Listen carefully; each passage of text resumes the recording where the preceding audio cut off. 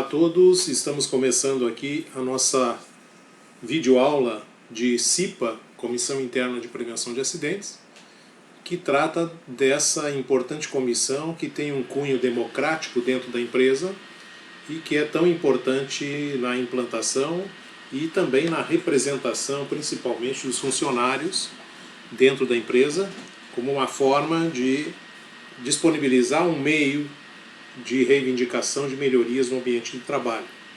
Eu quero frisar ainda que essa videoaula relativa à CIPA, Comissão Interna de Prevenção de Acidentes, não é aquele curso para a formação de membros da CIPA, tá?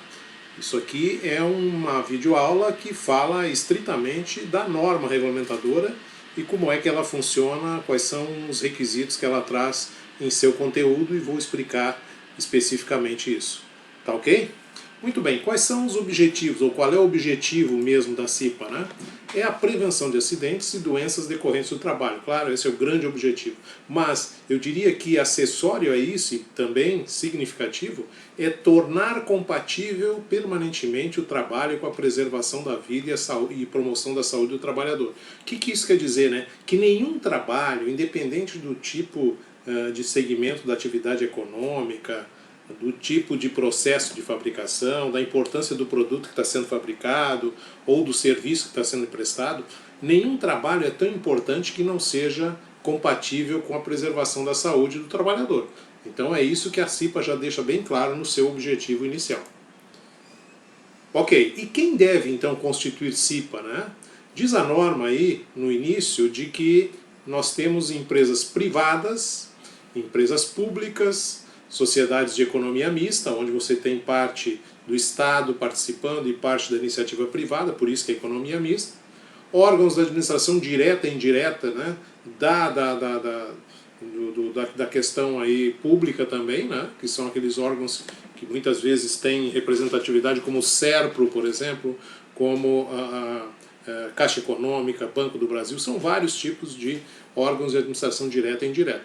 Instituições beneficentes também, né, a gente pode falar aí, por exemplo, das APAES, né, a ACD e outras instituições beneficentes que prestam serviço desse cunho social. As associações recreativas também, clubes, tá? Clubes tanto de esportes, esportivos, como clubes que congregam outros tipos de atividades esportivas e recreativas também, né? Clubes de lazer e tudo mais. Cooperativas também, tá? Necessitam implantar, né, ou constituir a CIPA. E outras instituições que admitam trabalhadores como empregados, naquele vínculo empregatício do estilo CLT, ou seja, carteira assinada, com desconto de INSS, recolhimento de FGTS, tá? Isso é, digamos assim, o conglomerado que deve constituir CIPA. Observem, por exemplo, que a gente depois vai ver, né, como toda norma regulamentadora, né, ela não se aplica, por exemplo, ao Poder Executivo. Tá? A gente aplica no Poder Judiciário, no Poder Legislativo, mas quando se fala de empresas públicas, o Poder Executivo não tem essa obrigatoriedade. Já existe um movimento nacional aí, né, de profissionais de segurança do trabalho e até mesmo autoridades do serviço público do segmento, do nível executivo, né, de implantar essas NRs e obrigá-las, né, a serem obedecidas também no Poder Executivo, prefeituras, governo de estado, né, ok? Muito bem. Outra coisa também que está escrito nessa lâmina e faz parte da norma é que a CIPA, a comissão, ela deve ser constituída por estabelecimento, ou seja, eu não posso ter uma empresa, né, que tenha uma CIPA geral com vários estabelecimentos agregados. Não. Cada estabelecimento, cada parte dessa empresa, né, se a empresa tem uma unidade, por exemplo, em São José dos Campos, outra em São Paulo, outra em Campinas, em cada estabelecimento desses vai ter que ser constituída uma CIPA. Tá? Não se pode ter uma CIPA para uma única empresa, né, e sim constituída por estabelecimento. Muito bem, há casos especiais, tá? Alguns casos, por exemplo, né, de trabalhadores avulsos e as entidades que tomem serviço dessas pessoas, né, desses trabalhadores, também devem constituir CIPA. Tá? Por exemplo, vamos imaginar aí, né, no setor de portos, né, quando eu tenho lá as pessoas que fazem o trabalho de estiva dependendo aí da sazonalidade dessa atividade, né? Naquele momento em que tem um grande número de trabalhadores reunidos para fazer esse trabalho de estiva, há necessidade sim de instalar a CIPA. Com todas as suas características locais, e aí, claro, o melhor mesmo é consultar ou a Superintendência do Ministério do Trabalho ou a própria Delegacia Regional do Trabalho local. Empresas instaladas em centro comercial ou centro industrial também podem constituir CIPA, né? E com um mecanismo de integração, com o objetivo de promover o desenvolvimento de ações de prevenção e acidente, mas isso sempre criando um vínculo entre todas essas pequenas empresas nesses centros comerciais e industriais. Então isso também, né? Eu posso instalar a CIPA ali e as ações todas vão acontecer integradas dentro dessas pequenas empresas. Tá ok? Muito bem. Na próxima lâmina a gente vai ver que existe um elemento dentro dessa CIPA, dessa comissão, tá?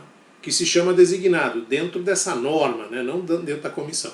O que é esse designado? Esse designado é aquela pessoa, quando a empresa não se enquadra no quadro de dimensionamento da CIPA, por conta, por exemplo, do seu baixo grau de risco, ou por conta do seu pouco número de funcionários, né? Isso não quer dizer que a empresa não tenha que adotar ações de saúde e segurança do trabalho. Por isso existe o designado, que é esse funcionário escolhido pelo empregador, pelo dono da empresa, responsável pelas ações de saúde e segurança. Tá? E é ele que vai estabelecer, por exemplo, vai definir quais são os equipamentos de proteção individual que devem ser usados pelos funcionários, quais são as ações de segurança dentro da própria empresa, como, por exemplo, manusear e manipular extintores de incêndio, né? Observar, por exemplo, alguns requisitos de treinamento dos próprios funcionários. E esse designado, embora essa empresa não tenha necessidade de implantar, de constituir a CIPA, esse designado tem que fazer o curso de formação de membro da CIPA, ou seja, um treinamento específico, né, da mesma forma aquele que é aplicado para as comissões que são constituídas. Então essa é a importância do designado, que é esse funcionário responsável por essas ações, quando a empresa não tem necessidade de implantar a CIPA, né? Muito bem. Na próxima lâmina nós vamos falar a respeito da organização da CIPA, né? Com uns tópicos bem específicos que falam disso. A organização da CIPA, então, ela diz no seu texto, né, da norma, que ela será composta de representantes do empregador e dos empregados, tá? Em nível paritário, embora a norma não cite isso, né? Mas a própria CLT já em seu texto também faz alguma referência, ou seja, a questão paritária é que eu tenho que ter números iguais de representantes por parte do empregador e outro número igual, né, paritário, ou seja, igualitário, né, do representantes dos empregados. Então eu tenho que fazer esse dimensionamento e a própria norma no quadro 1 lá traz também essas quantidades de funcionários de acordo com essa questão paritária, tá ok?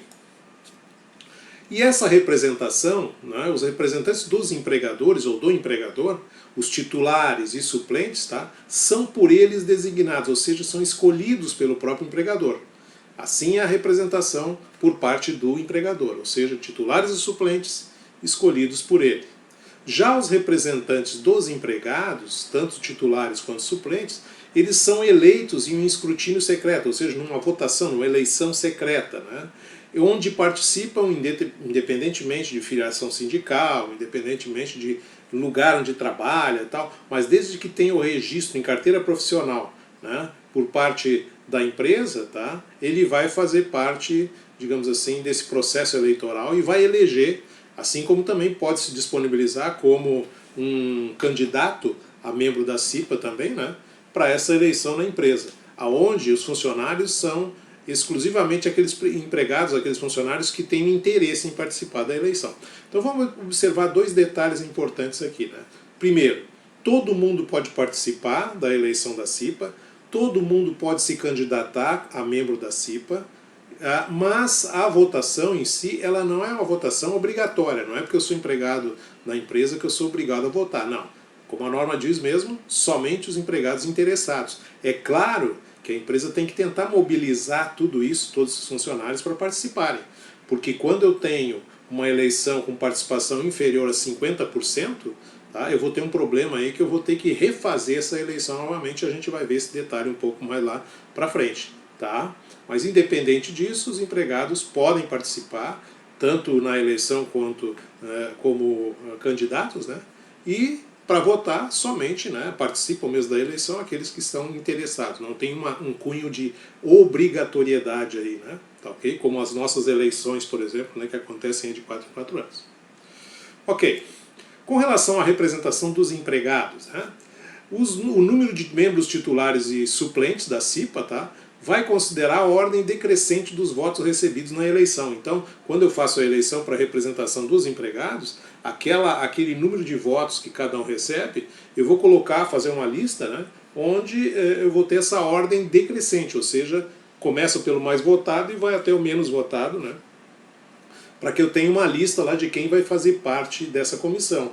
Os primeiros, os mais votados, vão fazer parte do quadro como membro titular, e lá na sequência, logo abaixo, né, aqueles com menos votos, né, vão ter a possibilidade de participar como suplentes. Então, se eu tenho 6 pessoas, 3 mais votados, né, os primeiros 3 mais votados, por exemplo, se for o caso da tabela, do quadro lá, eu posso ter os 3 como membros da CIPA e membros titulares. E logo a seguir, os outros 3, dentro desses 6, né, podem ser os membros suplentes.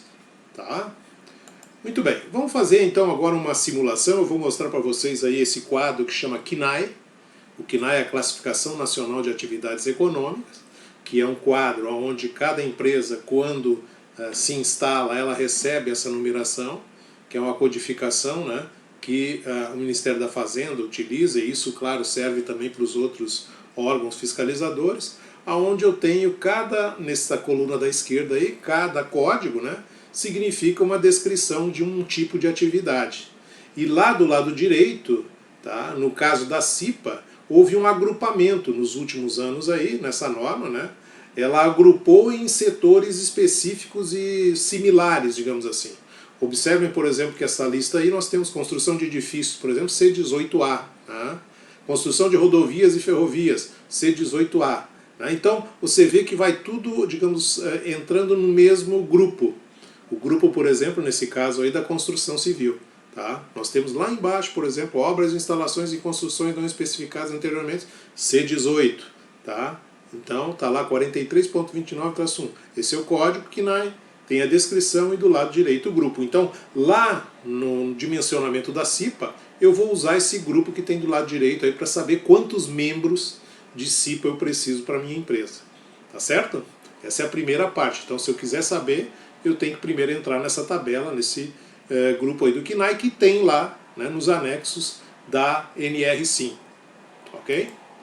Por exemplo, né, eu trago aí, considerar uma empresa do tipo C2, né, com um número de funcionários igual a 70. Tá? Então o grupo é C2 e o número de funcionários é 70. Vamos analisar olhando então o quadro 1, né, comparado com o quadro 3. Eu coloco os dois quadros para tentar dimensionar a CIPA. Vamos lá para a próxima lâmina, olha aí. Então eu tenho C2, o que diz o C2 lá, né? Efetivos e suplentes. Efetivos e titulares é a mesma coisa, né? Mas vamos olhar lá, né? Efetivos e suplentes eu tenho 2, 2, né? E assim vai, tá? Que é justamente onde eu tirei, né, esse C2, que é aquela, né, tabela lá, tem até um modelo aí do lado direito também, né? Nessa vertical aí, da onde eu tirei, digamos assim, lá do CNAE, essa descrição e por que o grupo é C2. Então trago para outra tabela, para o outro quadro aí da NR, né, o quadro 3, que é a relação da classificação, ali, desculpa, o quadro 1, né, que é o dimensionamento da CIPA, e vejo então que eu tenho de 51 a 80 funcionários, já que são 70. Então, se eu fizer o cruzamento, né, da parte vertical com a horizontal, eu vou ter então 2 efetivos e 2 suplentes. Esse é o meu dimensionamento. 2 efetivos e 2 suplentes. Tá ok? Na Constituição da CIPA, observem bem então como é que se dá essa Constituição nesse quadro a seguir aí. Então, do lado do empregador, nós temos 2 membros titulares, ou efetivos, né? E do lado dos empregados, ali no lado direito, nós temos também 2 membros efetivos e 2 ou titulares. Então quer dizer que a minha CIPA, em termos de membros titulares, ela é constituída de 4 membros. Tá? E mais 2 suplentes de cada um dos lados da representatividade. Então, na verdade, eu vou ter 8 membros da CIPA, sendo 2 titulares para o lado do empregador, 2 titulares para o lado dos empregados e 2 suplentes de cada um dos lados. Tá? Claro que efetivamente vão participar, né, das reuniões e tudo mais, das decisões, esses 4 membros, né, representando 2 dos empregados e 2 do empregador. Tá? Observem também a escolha do presidente. Né? Pelo lado do empregador, através desses 2 membros efetivos ou titulares que eu tenho, eu vou escolher um deles para presidente da CIPA. Pelo lado do empregado ou dos empregados, né, desses eleitos aí, eles vão se definir por quem vai ser o vice-presidente da CIPA. Então essa é a representatividade em termos de comando também, né, da comissão. De forma geral, é necessário também se ter, né, um secretário e até um substituto. Então, o que se pode fazer? Desses membros todos da CIPA, a gente pode escolher um para essas atribuições de secretário, de fazer ata, de comunicar o pessoal das reuniões e tudo mais, né? Acompanhar o calendário anual das reuniões, e assim vai. Né? E um secretário substituto. Tá? Diz a norma que esse secretário substituto, eles podem ser escolhidos a partir da comissão. Mas também, se não houver ninguém com uma competência necessária para esse tipo de atividade, que tem que escrever, fazer as atas, a comissão pode escolher alguém da empresa, de fora da CIPA. Só que aí, nesse caso, terá que consultar o empregador para ver se ele concorda, né? Porque de repente é mais uma pessoa que vai estar fora lá do processo da produção e tudo mais, e muitas vezes o empregador pode, né? Mas ele tem esse direito conforme a norma declara aí, né, em um dos seus itens. Tá ok? Então essa é a nossa primeira aula, na parte 1, né, dessa norma regulamentadora número 5, a CIPA, né, e nós ficamos por aqui aguardando vocês na próxima oportunidade.